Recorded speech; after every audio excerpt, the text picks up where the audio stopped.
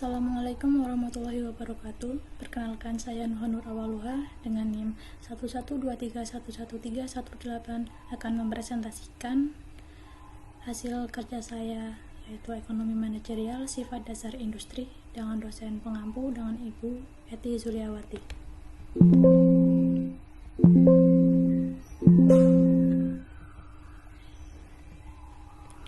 Yang pertama yaitu struktur pasar. Struktur pasar atau market struktur merujuk pada faktor-faktor seperti jumlah perusahaan yang bersaing dalam suatu pasar, ukuran relatif perusahaan atau konsentrasi, kondisi teknologi dan biaya kondisi permintaan, dan kemudahan perusahaan untuk masuk atau keluar dari industri. Berikut ini penjelasan mengenai variabel struktural utama yang mempengaruhi keputusan manajerial. Ukuran pasar dilihat dari tabel 71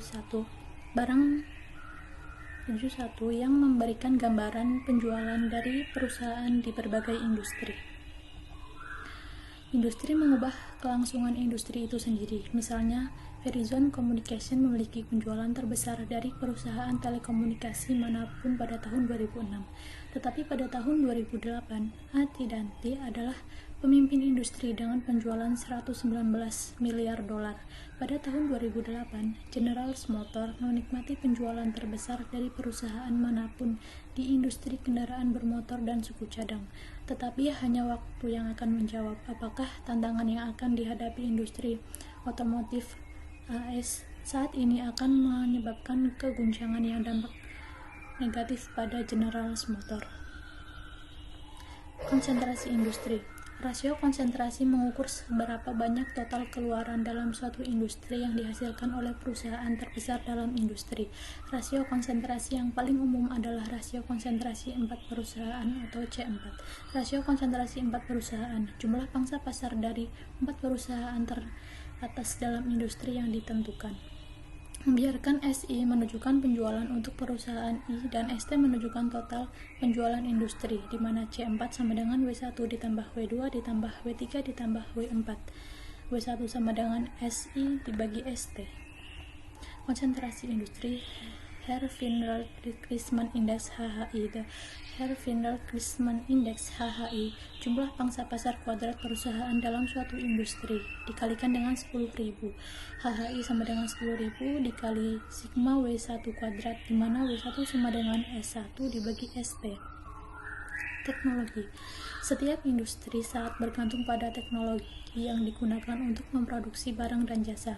Beberapa industri yang padat karya membutuhkan banyak pekerja untuk menghasilkan barang dan jasa, sedangkan industri yang sangat intensif modal membutuhkan investasi besar dalam pabrik, peralatan, dan mesin untuk mampu menghasilkan barang dan jasa. Perbedaan dalam teknologi ini menyebabkan perbedaan teknik produksi dalam industri.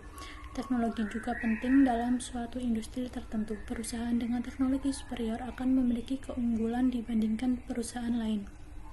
Ketika keunggulan teknologi ini signifikan, perusahaan berteknologi superior akan mendominasi industri sepenuhnya.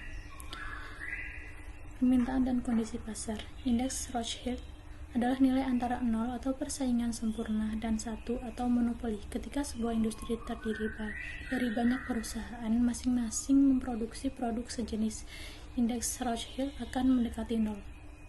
Rothschild Index R mengukur elastisitas permintaan industri untuk suatu produk relatif terhadap produk perusahaan individu, di mana R sama dengan ET dibagi EF. Potensi untuk masuk.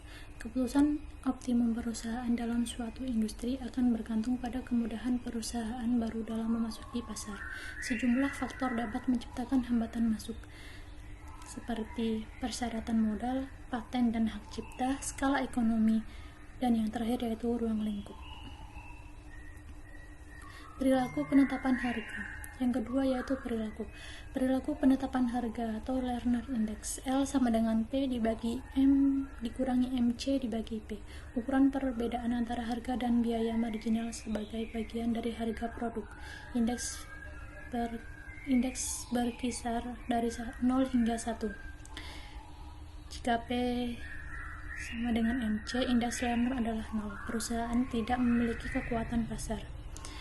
Indeks Lerner yang mendekati 1 menunjukkan persaingan harga yang relatif lemah. Perusahaan memiliki kekuatan pasar. Perilaku. Indeks Lerner adalah angka yang menunjukkan daya monopoli suatu produsen. Indeks Lerner mempunyai nilai dari 0 hingga 1.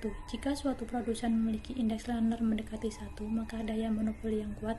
Sebaliknya, jika mendekati 0, maka daya monopoli semakin lemah. Faktor markup. Dari indeks Lerner, perusahaan dapat menentukan faktor mana yang harus digunakan di atas MC mengatur ulang indeks Lerner. P sama dengan 1 dikurangi L dikali MC. Faktor markup adalah 1 dibagi 1 min L. Ketika Lerner 0, L sama dengan 0, faktor markup adalah 1.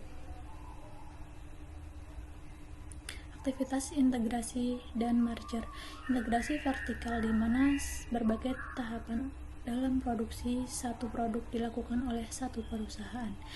Integrasi horizontal, penggabungan produksi produk serupa menjadi satu perusahaan. Merger konglomerasi, integrasi lini produk yang berbeda menjadi satu perusahaan. Riset dan pengembangan. Salah satu cara perusahaan memperoleh keunggulan teknologi adalah terlibat dalam riset dan pengembangan atau Research and Development R&D, dan kemudian memperoleh paten untuk teknologi yang dikembangkan melalui R&D. Jumlah optimal yang dikembangkan untuk R&D akan tergantung pada karakteristik industri tempat perusahaan beroperasi. Iklan. Seperti yang ditunjukkan tabel di atas, ada juga variasi yang cukup besar antara perusahaan dalam tingkat iklan yang digunakan. Perusahaan di industri makanan seperti Kellogg